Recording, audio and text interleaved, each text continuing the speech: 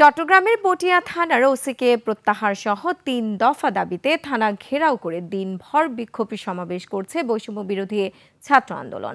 আন্দোলনকারীরা চট্টগ্রাম কক্সবাজার মহাসড়ক অবরোধ করে রেখেছে, এতে বন্ধ যান চলাচল। চট্টগ্রাম থেকে হাসান ফেরদৌসের তথ্য ও ছবিতে ডেস্ক রিপোর্ট।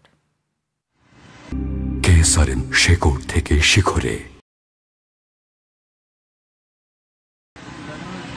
মঙ্গলবার রাতে পটিয়ার শহীদ মিনার এলাকা থেকে রাঙ্গামাটি জেলা ছাত্রলীগ নেতা দীপঙ্কর দেকে আটক করে থানায় নিয়ে যায় বৈষম্য বিরোধী ছাত্র আন্দোলনের নেতাকর্মীরা। ওই ছাত্রলীগ নেতার বিরুদ্ধে কোনো মামলা না থাকায় পুলিশ তাকে গ্রেফতার করতে চায়নি।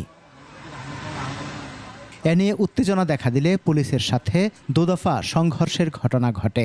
আহত হয় পুলিশ সহ অন্তত 15 জন।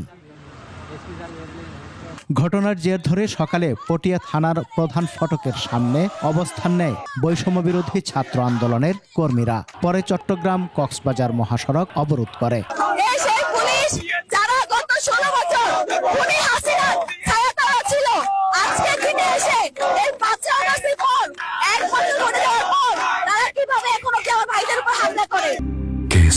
শেকড় থেকে শিখরে। রিদওয়ান সিদ্দিকী সহ পটিয়ার ছাত্র সমাজকে তারা প্রকাশ্যে থানার ভিতরে 2 বার হামলা করেছে, রক্তাক্ত করেছে।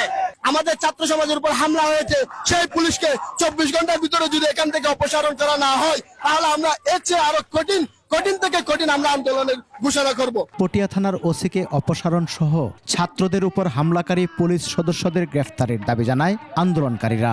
আমাদের অবস্থান অনড় থাকবে যতক্ষণ পর্যন্ত স্বরাষ্ট্র মন্ত্রণালয় থেকে এই ওসিকে অপসারণের সিদ্ধান্ত না আসবে। দাবি মানা না হলে আন্দোলন চালিয়ে যাওয়ার ঘোষণা দেন তারা। সমর ইসলাম, ডেস্ক রিপোর্ট, 21 টেলিভিশন।